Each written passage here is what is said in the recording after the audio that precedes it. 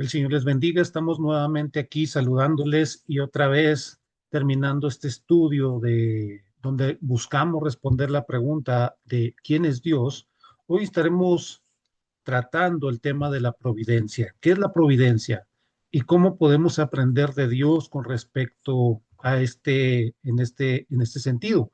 Recordemos algo importante que es lo que estamos buscando responder. Buscamos responder a la pregunta de quién es Dios. Ese es el tema fundamental o el tema primordial que buscamos en esta serie de estudios. Responder a la pregunta quién es Dios. Recordemos que Dios es incognoscible. Es algo que nosotros está más allá de nuestra fortaleza o nuestra función o de nuestra capacidad de entendimiento. No podemos entender en su plenitud quién es Dios. Podemos entender de cierta manera aquellas áreas de Dios o aquellas partes de la personalidad o la manera en cómo Dios obra con el mundo a partir de su revelación en la escritura. Esa es la buena noticia. No podemos conocer a Dios.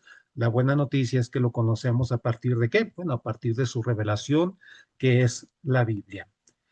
Partiendo de ello, podemos decir que la fe cristiana se opone a dos teorías, básicamente, a dos fuerzas que muchas veces son enfatizadas dentro de las enseñanzas. Por un lado está la visión panteísta de Dios y también la visión deísta de la separación de Dios y el mundo. El deísmo habla de una separación de Dios y el mundo y la visión panteísta habla de esa fusión, no diferencia entre Dios y el mundo. Y esta oposición o esto que estamos tratando de observar o esta oposición entre estas dos fuerzas o la enseñanza bíblica en referencia o en contrariedad a la visión tanto panteísta como deísta, nos hace ver la necesidad de fomentar o aprender con respecto a este tema importante de la providencia divina. Algo importante también que necesitamos notar es que el término providencia divina no se encuentra en la escritura como tampoco se encuentra el término per se de la Trinidad. No se encuentra. Más sin embargo, o sin en cambio, podemos decir que la doctrina de la providencia es eminentemente escritural. Podemos deducirla y podemos sacarla a colación a partir de los textos bíblicos que vamos a estar observando a partir de este estudio. Es eminentemente escritural.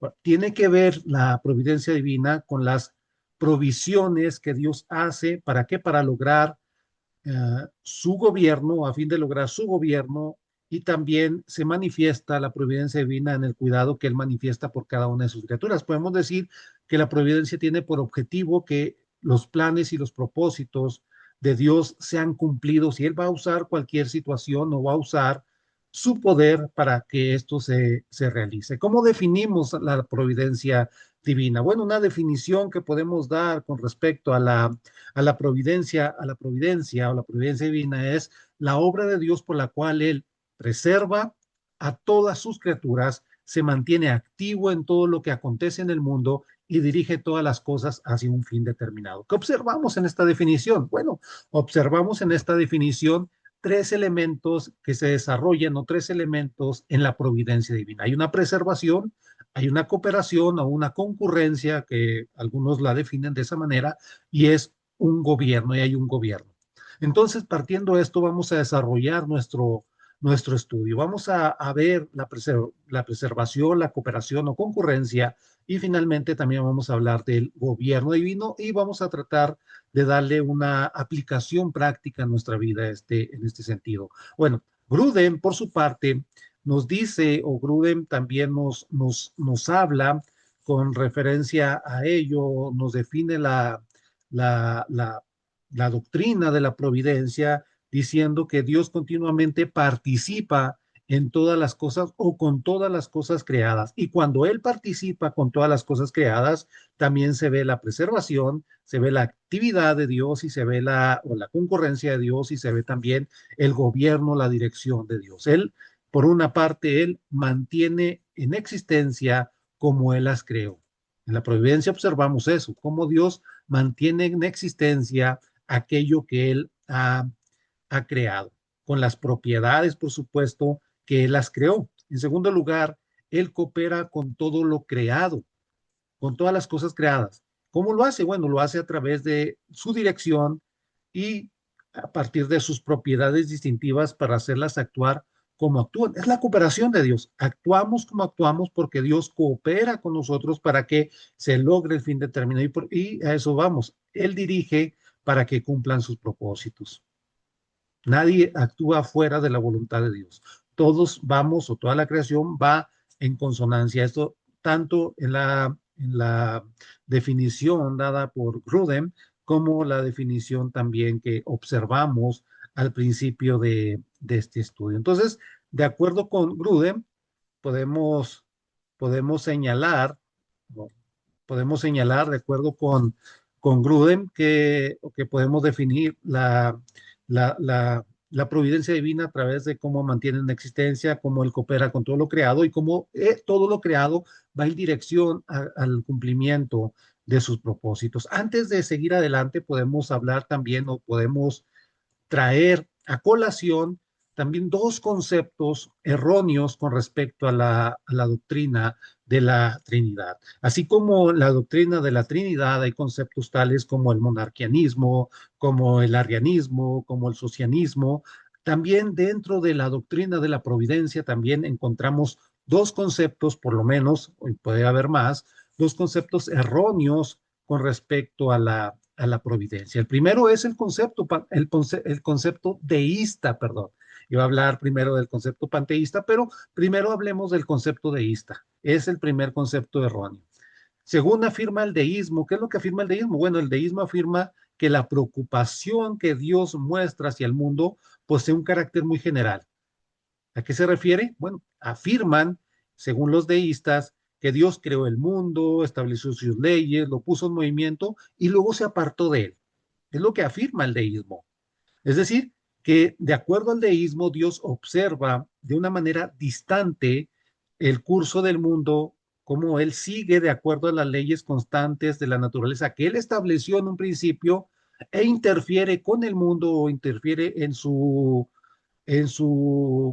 proceso, en su funcionamiento normal, solamente cuando algo no está yendo bien. Entonces, bajo esa premisa, podemos decir que Dios siempre tiene que estar interviniendo, porque el pecado impide que el mundo funcione de la manera en que Dios quiere. Es decir, Dios solamente, de acuerdo al deísta, Dios solamente interviene cuando las cosas van mal, cuando el mundo está dejando, cuando el universo está dejando de ir en la dirección en la que tenía. Entonces, por consiguiente, podemos decir que el mundo no es como, no es como una nave que Dios pilotea día a día, de acuerdo al deísmo, sino como una máquina que es puesta en marcha y luego se convierte totalmente en autónoma, automático.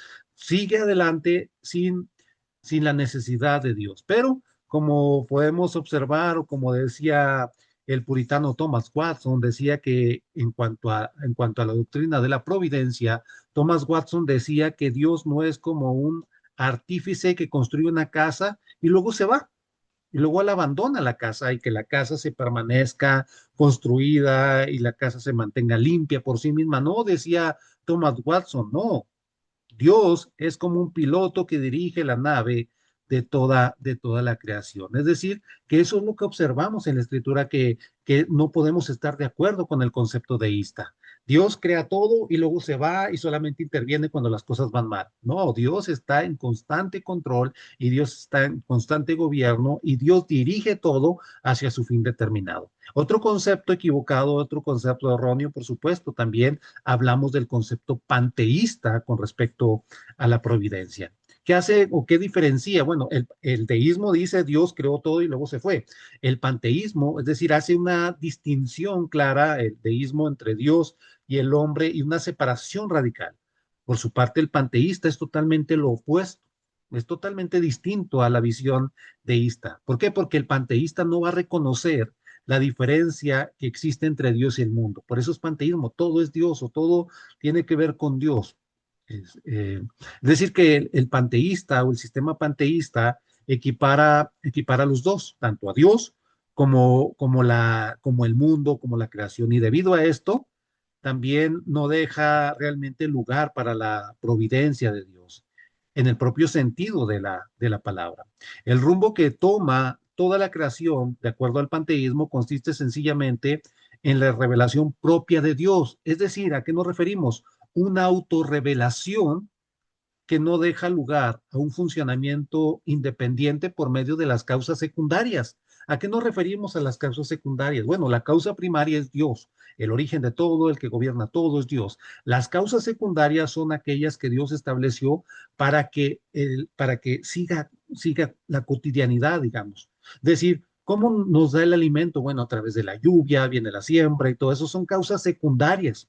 La causa primaria, por supuesto, es Dios y el panteísta no hace distinción y no a esas leyes de la naturaleza o a esas causas secundarias que Dios establece para el funcionamiento del universo.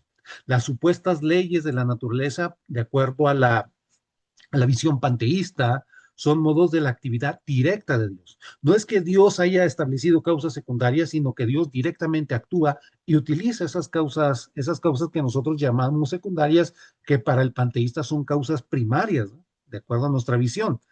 Entonces, en un sentido muy directo, Dios es el autor de todo lo que acontece en el mundo.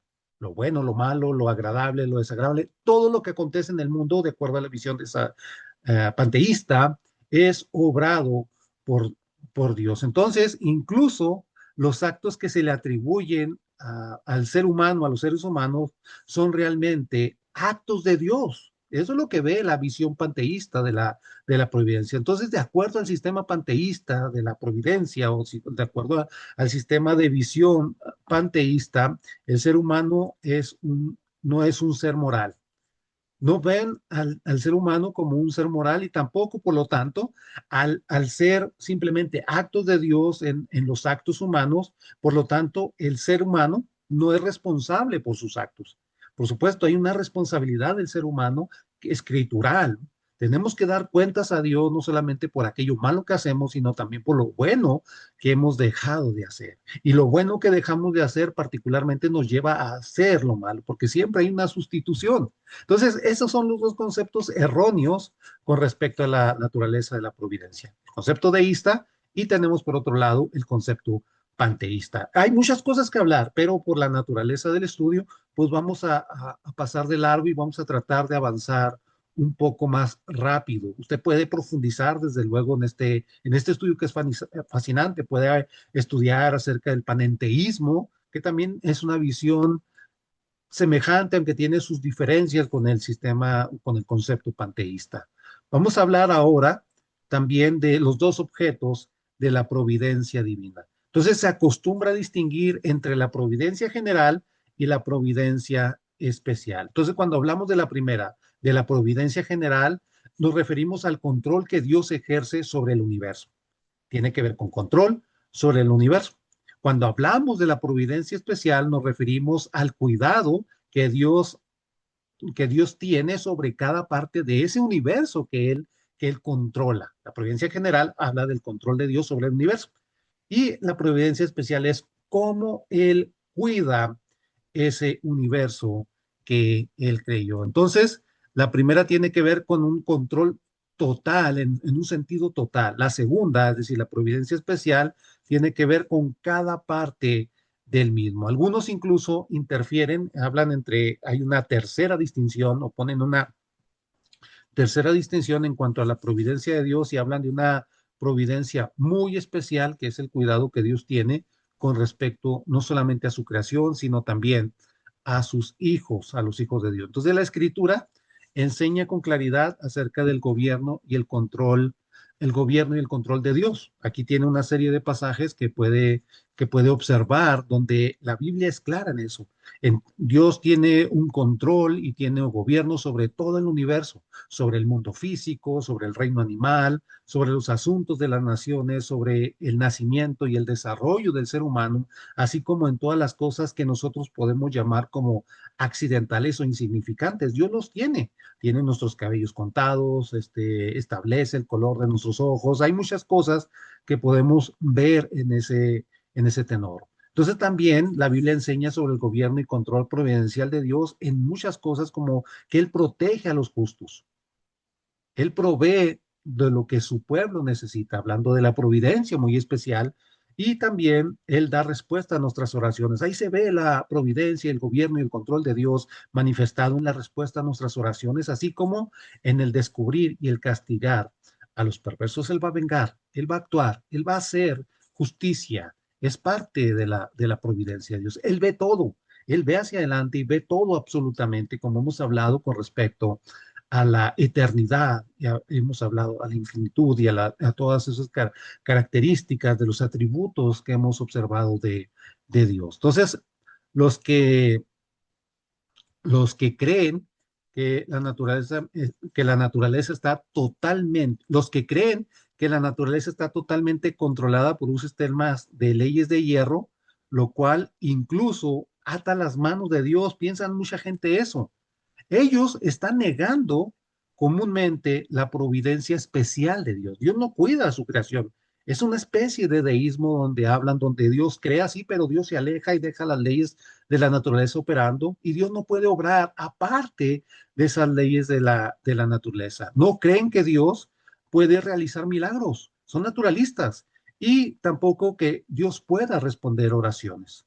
Entonces, otros opinan que, por su parte, también dicen que Dios controla los asuntos mayores de la vida, pero no presta atención a los asuntos pequeños. Puede operar en ellos, pero no presta atención, es lo que dicen algunos. Sin embargo, cuando vamos a la escritura, si a Dios no le importan los asuntos menores de la vida, entonces tampoco podrá controlar los asuntos mayores de la vida.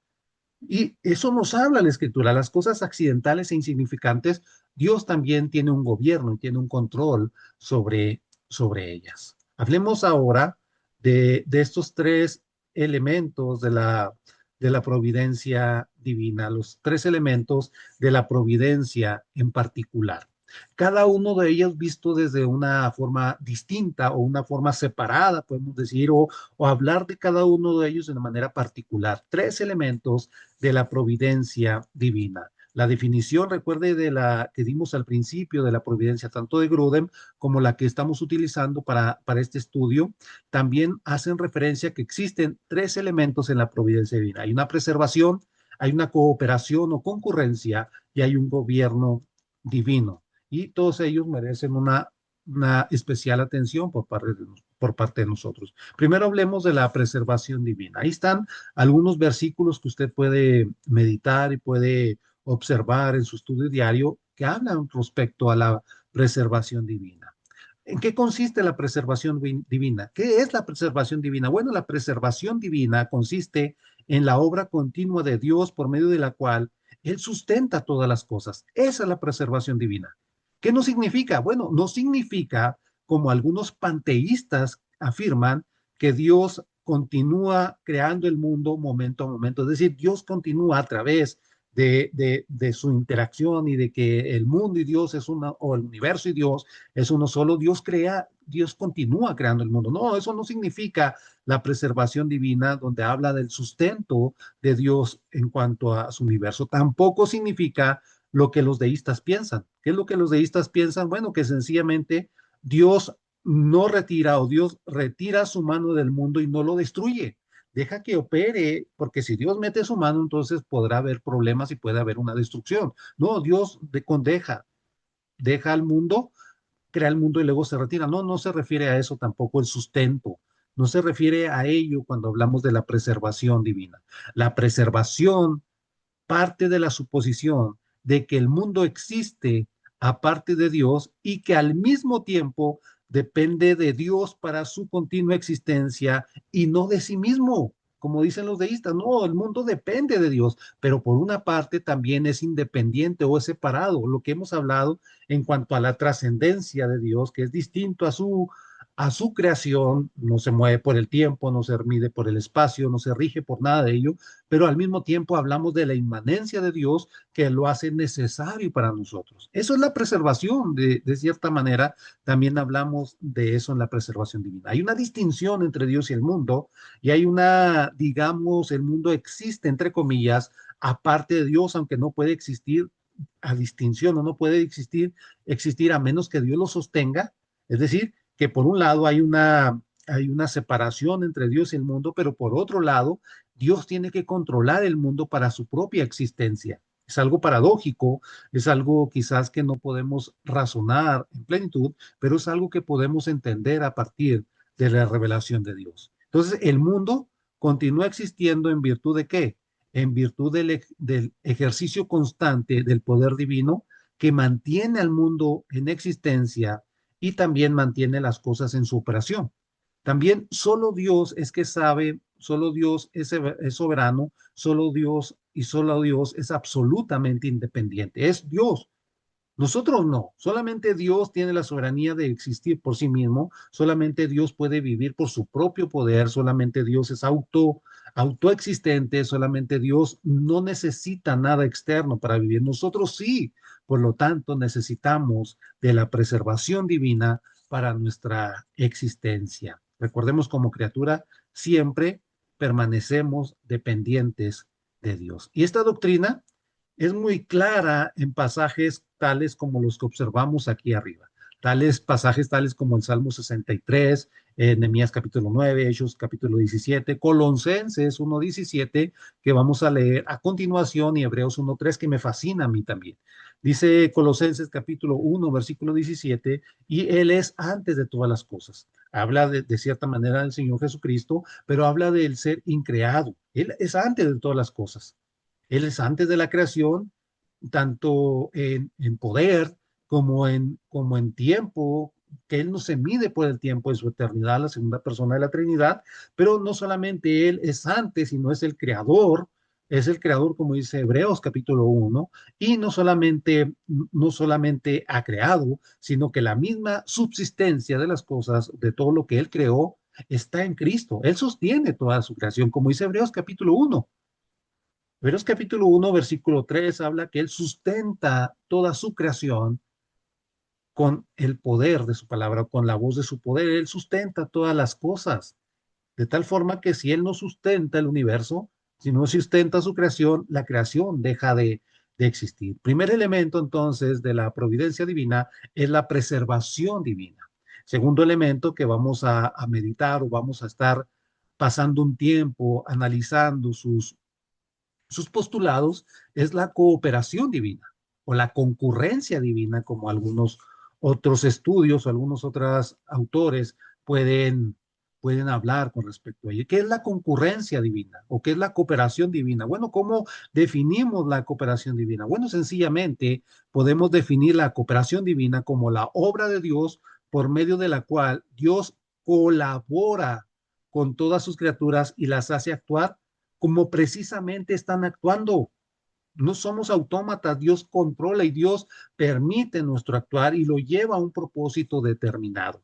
Entonces, podemos decir que significa que hay causas reales en el mundo, tales como las fuerzas de la naturaleza, hay causas reales como la voluntad del ser humano, pero estas causas, tanto las fuerzas o las leyes de la naturaleza como nuestra propia voluntad, también no obran independientemente de Dios. Dios controla la voluntad humana e incluso Dios controla las leyes de la naturaleza. No son autómatas.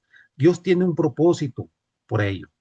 Entonces, Dios opera en cada acto de sus criaturas, no solo en los actos buenos, sino también en los actos malos, cuando hacemos mal uso de nuestra voluntad y cuando podemos definir pecado, Dios utiliza ese pecado y Dios actúa a través de ese pecado para desarrollar o para lograr sus propósitos. Eso es lo que hablamos también de la cooperación divina. Nada está por fuera de su control y nada está por fuera de lo que Él puede utilizar para llevar a cabo esos propósitos. Él incluso estimula a sus criaturas a que actúen, nos acompaña en nuestros actos en cada momento y hace que dichos actos, que lo que nosotros hacemos, se logren o los permite también. Debemos rechazar entonces la idea de que Dios y el ser humano comparten partes iguales del trabajo. Hay áreas que le corresponden a Dios y hay partes que me corresponden a mí. Debemos de rechazar de cierta manera esa idea de que hay partes que se divide el trabajo en partes iguales. Una parte le corresponde al hombre, otra parte le corresponde a Dios. ¿Por qué? Porque debemos de separarla, porque Dios seguirá siempre siendo la causa primera. La causa primaria Dios siempre va a ser. Sin esa causa primaria que es Dios, el ser humano no puede hacer nada. Por lo tanto, no podemos separar y no hay cosas que digamos que una parte le corresponde a Dios y otra parte nos corresponde a nosotros, porque sin Dios no podemos hacer absolutamente nada. También debemos rechazar la noción de que de ese sentido que Dios hace todo, ¿no? También tenemos responsabilidad. Debemos concebir esto de tal manera, sin embargo, que cada vez que Dios coopera con el ser humano, la responsabilidad por la acción permanece en la criatura moral. Somos responsables. Somos responsables ante Dios por aquello que Él nos ha ordenado que hagamos, digamos. No podemos entonces responsabilizar a Dios por el pecado de sus criaturas, aunque Él lo controle, aunque Él le ponga un límite, aunque Él lo utilice para sus propósitos, aunque eso concurra o coopere para llevar a cabo sus obras. No podemos responsabilizar a Dios a causa de nuestro pecado. Dios permitió, como algunas doctrinas pueden usar, por ejemplo, a Judas. Dice, no, Judas no fue culpable. Judas estaba actuando de acuerdo a la voluntad de Dios de que él tenía que entregar al Señor porque estaba prefigurado y estaba también escrito, profetizado en el Antiguo Testamento. Entonces debemos mantener, por lo tanto, esto que a pesar del hecho de que nosotros no podemos en absoluto explicar plenamente la verdad del asunto, no podemos entender, igual que en la Trinidad, no podemos entender en su plenitud lo que es la providencia, es decir, no podemos entender la acción colaboradora de Dios que no, que no se responsabiliza por la maldad del ser humano. No podemos entender cómo Dios la permite, sin embargo, el ser humano es responsable acerca de eso. No lo podemos entender en su plenitud. La escritura, sin embargo, enseña de forma plena que Dios obra en toda la creación y Dios obra en todas sus criaturas, como dice Hechos capítulo 14, versículo 17, Pablo hablando aquí, dice, si bien no se dejó a sí mismo sin testimonio, haciendo bien, dándonos lluvia del cielo y tiempos fructíferos, llenando de sustento y de alegría nuestros corazones. Dios obra en toda la creación y obra en todas las criaturas. Su creación manda la lluvia cuando tiene que mandarla, manda el viento cuando tiene que mandarlo, hace la creación absolutamente lo que Dios le ha determinado que haga. También Dios obra en su creación y en todas sus criaturas. También es claro que los actos pecaminosos incluso están bajo el control divino, como dice Proverbios, ¿eh? El corazón del rey está en las manos de Dios. Hay muchos otros pasajes que nos hablan de cómo los actos pecaminosos están bajo el control divino. Tenemos el caso de José, por ejemplo, donde los hermanos quieren matarlo, donde los hermanos quieren hacerle daño, pero después Dios obra ese mal, incluso para el propio bien de los hermanos que querían matarlo, habiendo hambruna. Entonces van a Egipto, o la sequía, van a Egipto, y Dios preserva a su pueblo por medio de este acto pecaminoso que sus hermanos, propios hermanos de José, hicieron. Y hay otros o tantos ejemplos con respecto a ello. El acto pecaminoso de los judíos al entregar al matar a Cristo, que se convirtió en nuestra fuente de salvación también. El acto pecaminoso de Judas al entregarlo, que convirtió ese acto malvado de Judas ¿en qué? En una, en, en el pago o en el rescate por cada uno de nosotros. También observamos que Dios vence el mal. Dios siempre vence el mal, pero ¿cómo lo hace? A través del bien. Hay muchos ejemplos con respecto a ello. Hechos capítulo 3, versículo 13 dice que el Dios de Abraham también y todo aquello. Entonces, habla Pedro hablando en ese sentido. Dice que el Dios de Abraham, de Isaac y de Jacob, el Dios de nuestros padres, ha glorificado a su Hijo Jesús, a quien ustedes entregaron y negaron delante de Pilato cuando él había resuelto ponerle en libertad. Obra esa maldad, lo hace a través del bien. La maldad que busca hacer hacerle daño a Jesucristo, pero Dios tomando esa maldad a través de, por medio del bien, es decir, era necesario que Jesucristo muriera, era algo bueno que Jesucristo muriera en nuestro favor. Y el tercer elemento de la providencia es el gobierno de Dios. Ahí tiene otra serie de pasajes que usted puede analizar con detenimiento y puede ver el gobierno de Dios, pero ¿cómo definimos el gobierno de Dios? ¿En qué consiste el gobierno de Dios? Bueno, él consiste en la actividad continua de Dios por la cual rige todas las cosas de tal manera que cumplan el propósito por el cual existen. Ese es el gobierno de Dios, que nosotros llevemos a cabo como creación de Dios aquello por lo cual fuimos creados. Ese es el gobierno de Dios. Dios lo va a hacer. Tanto el Antiguo como el Nuevo Testamento nos enseñan que Dios es el rey del universo. Eso está claro.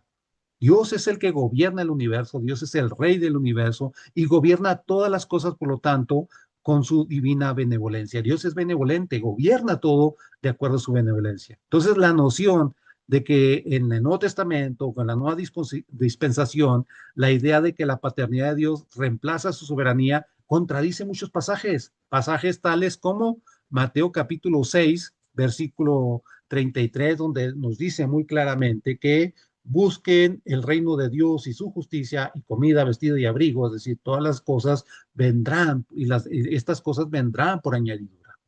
También contradice 1 Timoteo capítulo 1, versículo 17, que dice que por tanto al Rey de los siglos, inmortal, invisible, al único sabio Dios, ahí define a Dios en términos de su soberanía. No habla que la paternidad de Dios quita su soberanía. Dios sigue siendo soberano y por lo tanto digno de honor y gloria por los siglos de los siglos.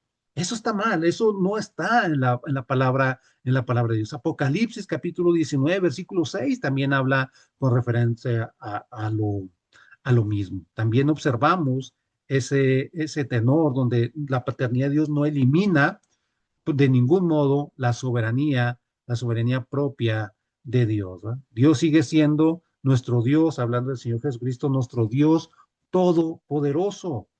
Entonces Dios adapta su gobierno de acuerdo a la naturaleza de las criaturas que él rige.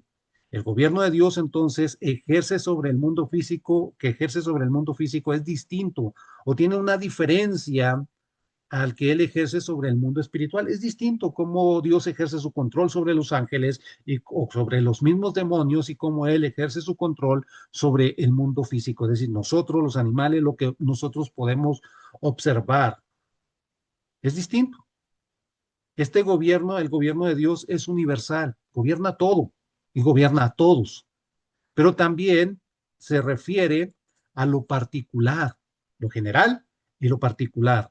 Todo entonces está bajo el control divino, todo, lo grande, lo pequeño, lo inmaterial y lo material, todo está bajo el control divino. Las cosas más insignificantes de nuestra vida o de la creación están bajo el control de Dios, pero también aquellas que aparecen pertenecer, pertenecer al azar, como dice el proverbista, ¿va? La suerte es echada, más de Dios es la decisión de ella. La suerte se echa sobre el regazo, pero Dios es el que decide cómo es que va a caer eso. Nosotros tiramos la moneda al aire y Dios es el que determina cómo es que va a caer la moneda al suelo, si va a caer en águila o si va a caer en sello. A Dios es que determina. También Dios controla, Dios determina también las buenas obras del ser humano. Habla Efesios de que Dios preparó las obras, buenas obras para que andemos por ello. Y dice también Filipenses que toda buena dádiva y todo don perfecto desciende de lo alto. Bueno, Filipenses habla en un sentido parecido. Filipenses habla que Dios produce, perdón, en nosotros tanto, confundí Filipenses con Santiago, Dios produce en vosotros o en ustedes tanto el querer como el hacer por su buena voluntad. Las malas obras también, Dios las controla. Dios controla esas malas obras. Dios es el rey de Israel, pero también es el rey de las naciones. Nada, entonces, hablando de la soberanía divina y hablando del elemento, tercer elemento de la providencia de Dios, que es su gobierno divino, nada, absolutamente nada puede escapar de su gobierno. Hablemos ahora Por lo tanto, hablemos de los milagros de la providencia de Dios. Recordemos que entre la providencia especial de Dios también debemos de contar los milagros dentro de la providencia especial de Dios. Los milagros son algo importantísimo porque hay gente que los niega, ¿no? Hay gente que niega la existencia de los milagros. También debemos de contar en ese sentido los milagros. ¿Qué son los milagros? Bueno, los milagros son aquellos actos en los cuales Dios no obra a partir o a través de las causas secundarias o las emplea esas causas secundarias de una manera extraordinaria. Recordemos, la causa primaria es Dios, la causa secundaria son aquellas leyes que Él establece, aquellas milagros, podemos definirlas como los milagros de la cotidianidad, que el sol siempre esté en su órbita, que la Tierra siempre gira alrededor del sol, que gire, que tenga ese movimiento de traslación también de 24 horas. Todos esos son causas secundarias y también de alguna manera Dios puede torcer esas o puede hacer que funcionen de una manera distinta para, para que se realicen alguna obra que Él ha determinado. Es decir, que un milagro, de acuerdo con Macpherson, que fue un teólogo escocés, también nos habla del siglo XIX, finales del siglo XIX, principios o mediados del siglo XX. Macpherson habla del milagro, dice que el milagro es algo que se hace sin recurrir a medios comunes de producción, es decir, hablando de las causas primarias. Es el resultado que se logra directamente de la primera causa, lo que hemos dicho, la causa primaria, es decir, de Dios, sin la mediación, por lo menos en forma natural, de las causas extraordinarias o de las causas secundarias. Es decir, ese es un milagro. Dios actúa de una manera radical sin utilizar ninguna de las causas de su naturaleza. Lo tenemos en el ejemplo de la transformación del agua en vino. ¿Cuál sería la causa secundaria? Bueno, la causa secundaria sería que Dios convierte el agua en vino, sí lo hace, pero lo hace a través del proceso de fermentación, ¿no? Para ello, primero hay que sembrar la semilla de uva, que brote la vid o la parra de fruto, que se produzca ese proceso de fermentación, y entonces ya tenemos el mosto o el vino nuevo. ¿Qué hace Dios? Bueno, elimina o pasa por alto, lo que hace el Señor Jesucristo pasa por alto esa causa secundaria y lo hace directamente. Esa es, de alguna manera, como eh, obra Dios sin tomar en cuenta las causas secundarias. Entonces, lo que distingue, podemos decir, a los milagros de los acontecimientos comunes es que Dios los produce por medio de su poder sobrenatural. Las causas comunes podemos decir, bueno, es algo que va ocurriendo día a día. Las causas comunes es que todos los días sean, todos los días amanezca, que todos los días salga el sol, que venga la lluvia. Las causas comunes, bueno, Dios no actúa, cuando hablamos de milagros, Dios no actúa por medio de ellos, sino que utiliza su poder sobrenatural que Él tiene. Es decir, no acontecen las cosas de la forma usual por medio de las causas secundarias que operan por medio de la ley de la naturaleza. Él hace lo que él puede, él tiene el poder de hacer. ¿Cuál es tenemos el milagro, por ejemplo, el nacimiento virginal? Es imposible ante la naturaleza. Dios obra por su poder sobrenatural. El Espíritu, María tiene su bebé se encuentra encinta o embarazada de su bebé debido a esa causa primaria o debido a ese poder sobrenatural de Dios que elimina todo el proceso que tiene que llevarse a cabo para que una mujer dé a luz, ¿no?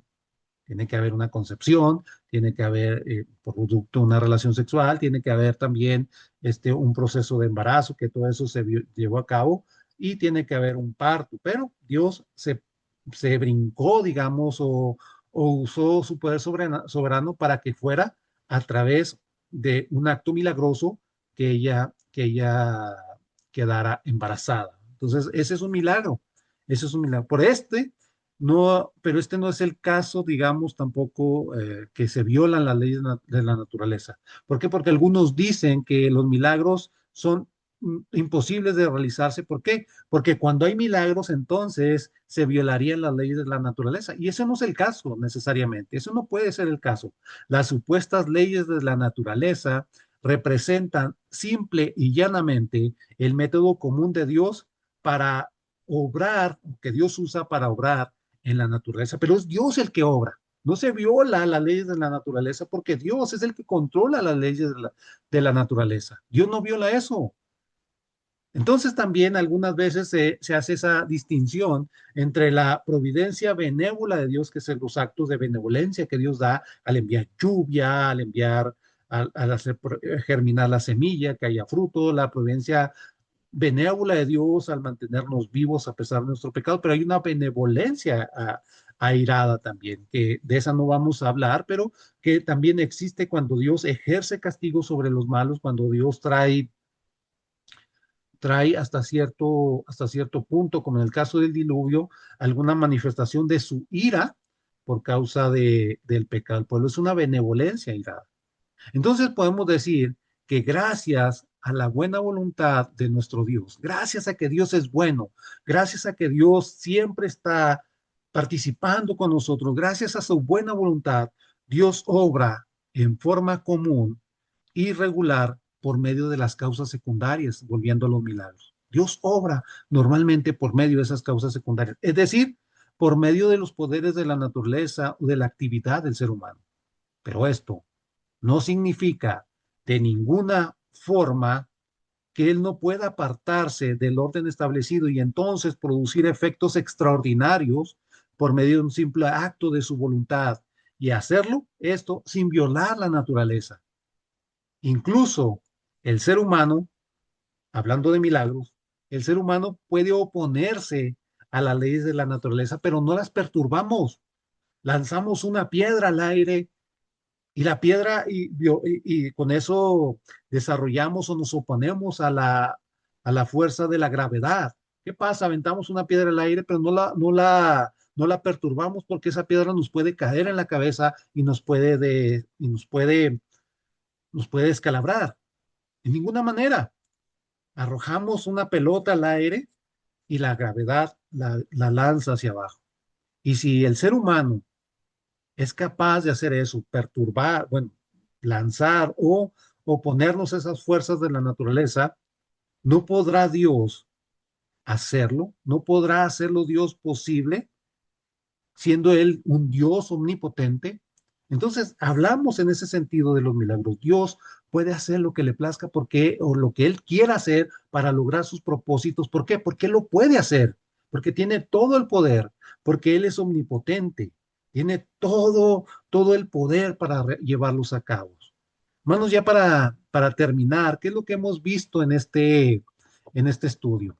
¿Qué hemos estudiado en este estudio? ¿Qué es lo que hemos aprendido por medio de este estudio? Bueno, hemos aprendido lo que es la providencia de Dios, en un sentido muy general, si usted quiere, pero hemos aprendido y hemos desarrollado eso. ¿Qué es la providencia? Bueno, la obra por medio de la cual Él preserva a todas sus criaturas, se mantiene activo en todo lo que acontece en el mundo, dirige todas las cosas hacia un fin determinado. Es decir, Él preserva, Él coopera o concurre y Él gobierna a toda su creación.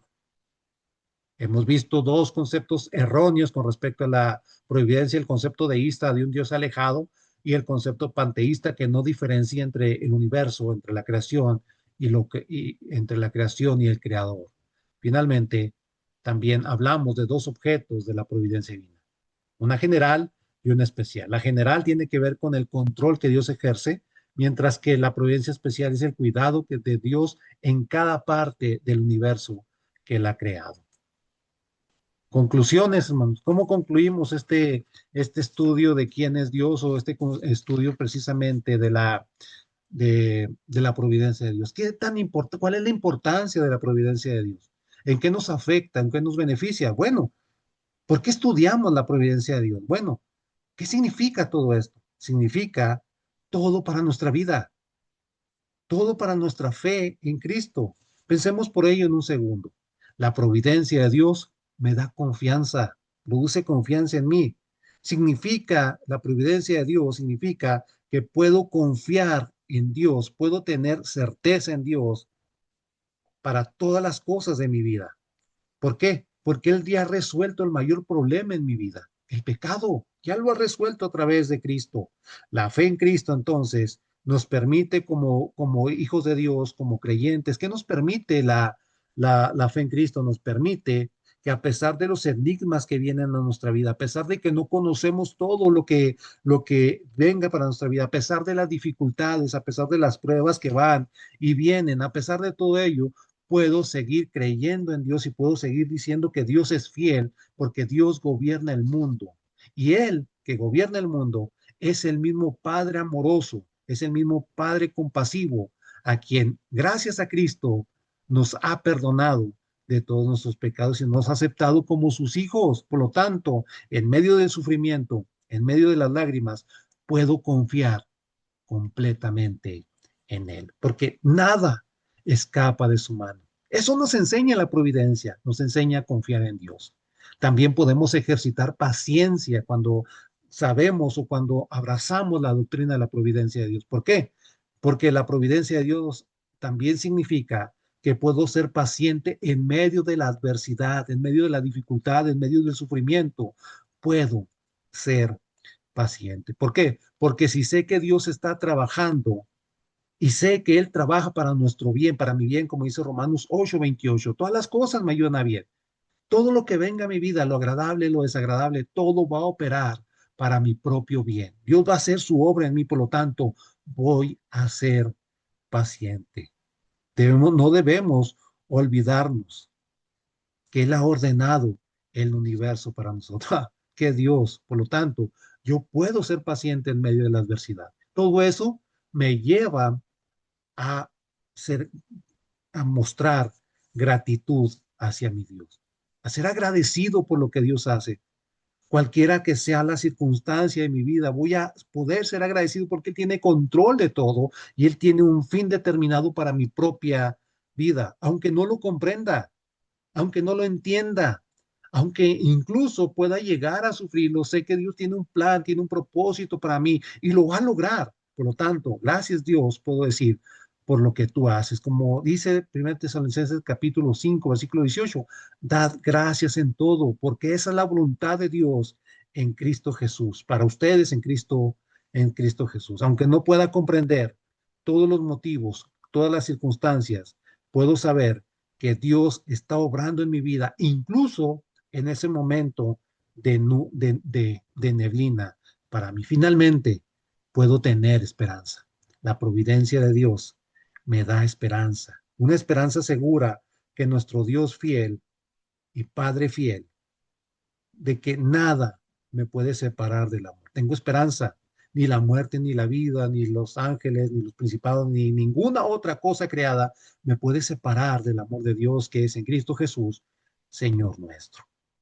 Todas las cosas a los que aman a Dios les ayudan a bien, a los que conforme a su propósito son llamados. Ese propósito se va a cumplir, por lo tanto, yo espero, tengo esperanza y sé que Dios lo va a cumplir. A los que aman a Dios, todas las cosas les ayudan a Dios, a bien. Y ese Dios que le ama a usted, y ese Dios que me ama a mí, ese Dios que nos ama a sus hijos, prepara todas las cosas para nuestro bien. Nunca nos dejará, nunca nos olvidará y nunca permitirá que nosotros nos alejemos de Él. ¡Ja! Esa es una esperanza. ¿Qué esperanza tenemos? Pero qué Dios y qué Salvador también tenemos. Finalmente, hermanos, como la providencia de Dios trata de Dios por nosotros. Deus pro nobis. Si Dios es por nosotros, ¿quién contra nosotros? Dios pro nobis, como dijo aquel poeta trágico griego del siglo V antes de Cristo, Eurípides. El poder de Dios es complejo y para nosotros él resulta difícil de predecir. Dios mueve todas las piezas y éstas de alguna forma quedan en su debido lugar. Nada está perdido. Dios tiene control. Dios tiene las piezas de su rompecabezas en perfecto control y va a armarlo de acuerdo a su voluntad. Y como decía R.C. Sproul en cuanto a la Trinidad, en cuanto a la providencia, podemos descansar en Dios porque sabemos que nada está fuera del alcance de su providencia. Dios cuida, Dios protege, Dios gobierna y Dios actúa. No hay, decía Sproul, no hay moléculas rebeldes. No hay un átomo suelto en el universo que Dios no esté controlando. Cuando hablamos de la providencia de Dios, estamos hablando, como dijo Abraham, la primera noción o la primera vez que se ve, el primer uso de la providencia es en Génesis capítulo 22, versículo 8, en el sacrificio, cuando iba a ser sacrificado Isaac. ¿Qué dijo Isaac? ¿Dónde está, Padre, el sacrificio? Dios proveerá. De eso se trata la providencia. Dios proveerá. Dios provee y Dios controla y cuida cada área de nuestras vidas. Descansemos en Dios, que Él tiene control absoluto de cada una de nuestras circunstancias. Dios controla, Dios gobierna, Dios nos mantiene con su poder soberano y con su amor infinito, nos mantiene ligados a Él. Y la providencia de Dios nos da esperanza, nos da, nos da también el poder, la capacidad de ser pacientes en medio de las dificultades, porque Dios está con nosotros en todo momento.